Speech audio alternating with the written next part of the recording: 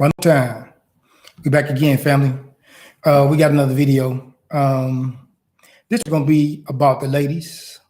It's about the ladies using those very, very powerful words. The words like, want, believe.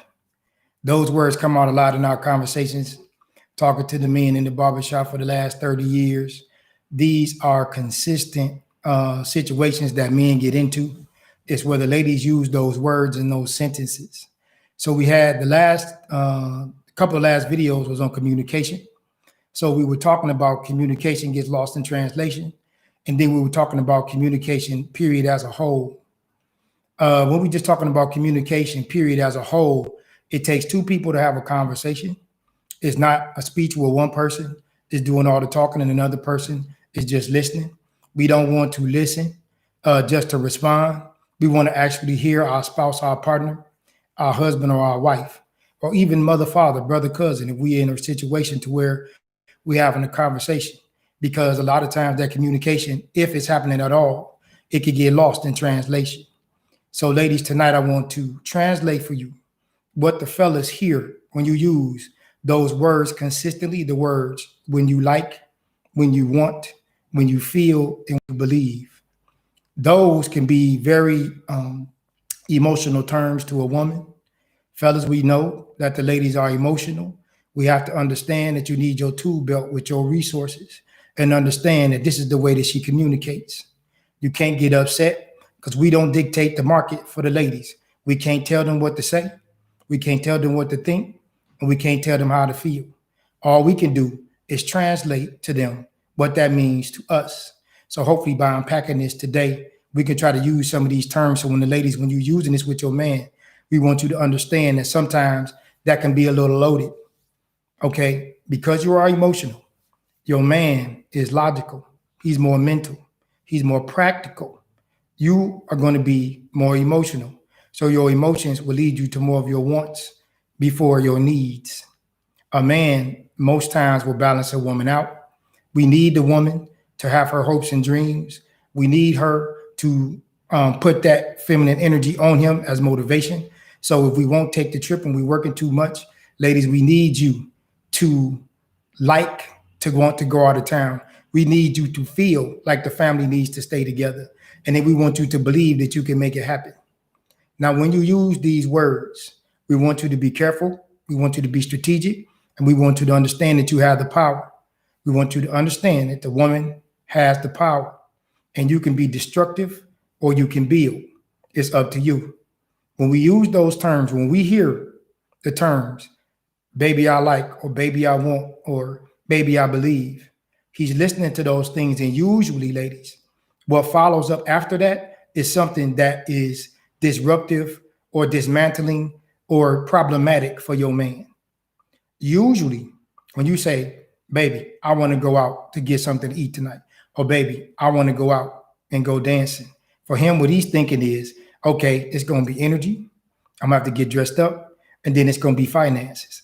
Now, in the beginning of a relationship or the beginning of a marriage, this is a beautiful thing. But as time goes on, as you get into the relationship, as it gets a little more strenuous, as it gets more intense, those words are going to mean something different to him. So when you say how you feel, your feelings are directly connected to your environment, your culture, your social structure, your upbringing, how you view things in the world.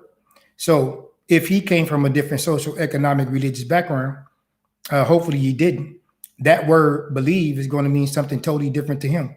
If you might be a Christian, maybe you're a Muslim, maybe you're a Buddhist, whatever religion that you are, hopefully you guys have to share the same religion.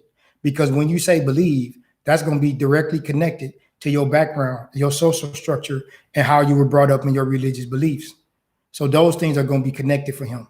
That's how he's going to view that. He's going to be looking at the bigger picture. Okay, overall, you may just be in the moment. You may just be talking about that particular situation, but he's listening to you talk. He's hearing the things that you say. He knows, he can see you outside of yourself. Ladies, you have friends and family where we have an auntie or uncle. Everybody in the family knows that he or she does this thing.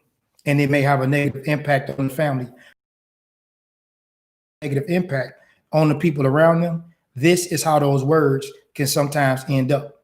So ladies, the fellas come in the barbershop, say, man, my lady said, I want to go out of town. So when you tell them you want to go out of town, ladies, you know, everything is it's a little expensive to be out here depending on where you're going to go to. So you need to recognize, even if he has the money, having the money, able to pay and ability to afford are two different things, two totally separate issues. He may have $50,000 in the bank. That $50,000 may be for the down payment on a house. That might be to pay off the car. That might be to drop on your student loans. They may have some things where you want to move mom and dad in with you. You might have to put an addition on the house. Whatever that is, that money is already earmarked for something that's probably has a practical application for his family. So ladies, you have to be strategic when you say, I want to go out of town. Okay. So then when you're talking to your man and he may say something that might be a little harsh, because we are more, we try to deal with reality more so than our ladies, because our ladies hope. They have more of a faith when it comes to different situations. And that ties back into that belief system.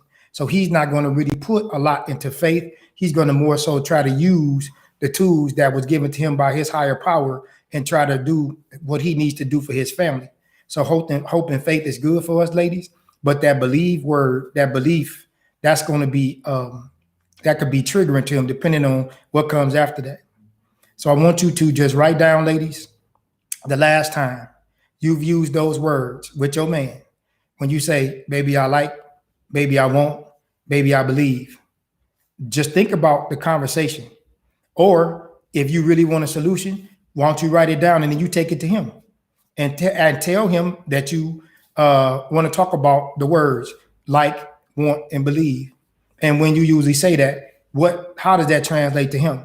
How does he usually feel after he hears you say those words? They can be very, very loaded. And then it could mean nothing at all. They could just be words in a sentence. It could be a good day. You and your man, you and your husband, y'all could be having a great day, a beautiful time out the park, beautiful time out of town. You could be with the kids, be around the family, maybe at the barbecue. But when you use those words, ladies, I want you to understand that translates to us a little bit differently. So to try to put that in context for you, the words feel, like, want, and believe. A lot of times, the brothers think that the ladies are in a fantasy of sorts at times, okay? Because we had that on the last video, where if you did get a chance to play with Barbie dolls, or if you did have the little doll house, you play make-believe, and you had unadulterated, uninterrupted thoughts about the way you wanted things to go. But you never had to consider the man's side or how the man felt about the situation that you were playing out in the dollhouse or with the different toys that you had.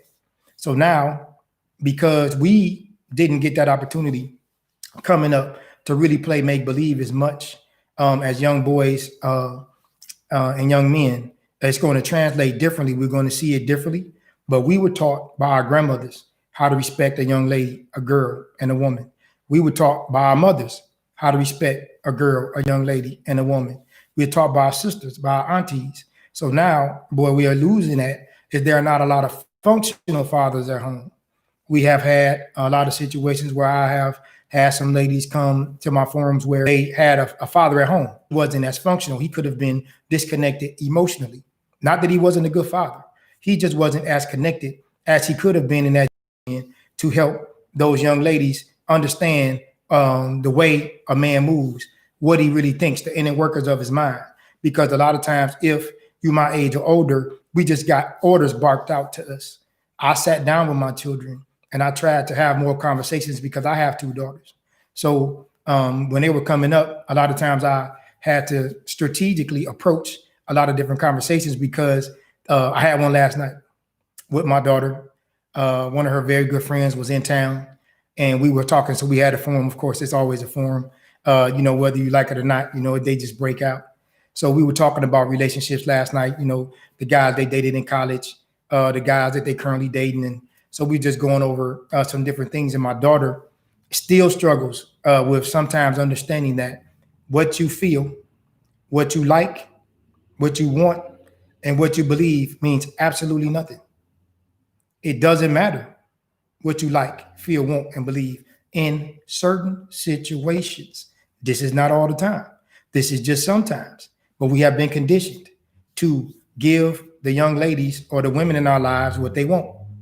Scenario: when we were children, maybe long, let's say toddlers. So you might have a brother and a sister playing with the ball. The little boy snatches the ball from the little girl. He takes it away, won't give it back. They start to struggle. The little boy, of course, he's probably going to win that tug of war. So when the boy wins the tug of war, the little girl could go to her mother, father, and tell on her brother. Now, you know what's going to happen when mom or dad see the baby girl crying. They're going to take the ball from the little boy or whatever it is they were playing with, and they're going to give it to the girl. So now here comes the conditioning part. This is the socialization.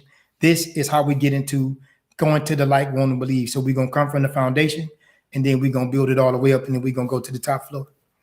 So then we take the same situation. Maybe we are on the playground.